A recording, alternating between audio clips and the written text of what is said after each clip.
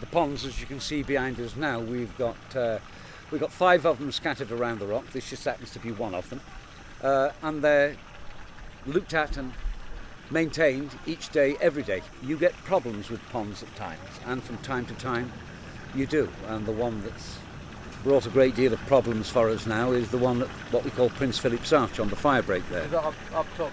Up at the top, just above us up here, which has caused a problem because of what was in it and how it was going. We had to throw the water away and start again, and we have to clean it out. Not only do we have to clean it out, we have to clean out the filters too and get rid of all that is in there, so that when we start it up again, it's not going to fail us again. Then we have to fill it up, and it's filled from an 1/2-inch pipe that comes from the mains, as it were. We had a breakdown on the water supply for a few hours. We've sorted that out. We've filled it up. You go up there now, it's running perfectly, as all the ponds are. Our problem is when we do this kind of an operation, it doesn't take a couple of hours. It can take up to 2 days, and during that 2-day period, pond is empty. It's empty. Of course it's empty. I know it's empty.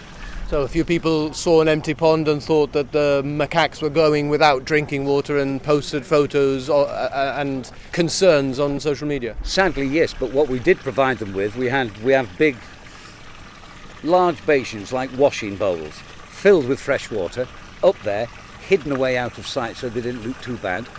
Exactly the same as it has been since all the time since before we got these.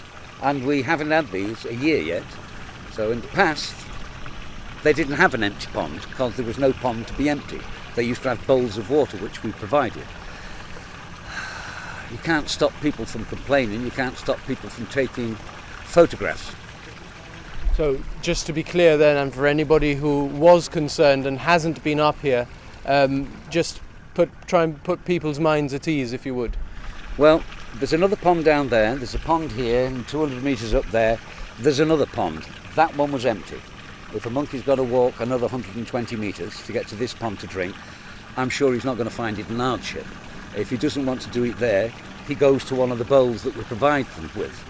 That's what we used to provide them with for the best part of 15 years. Now we've got ponds scattered around the rock.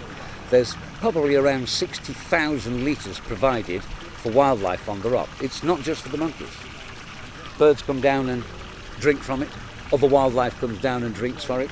We have mosquito fish in the pond here to keep the mosquito evolution, because that is a problem. We have to look into all the types of problems you're going to have when you've got standing water for animals. You've got to look at it. This is a biological pond. It's got to be measured. It's got to be looked at. Plant life's got to be monitored all the time. You've not got to let things overgrow one another. And all the time you're taking samples, and we take samples of water. And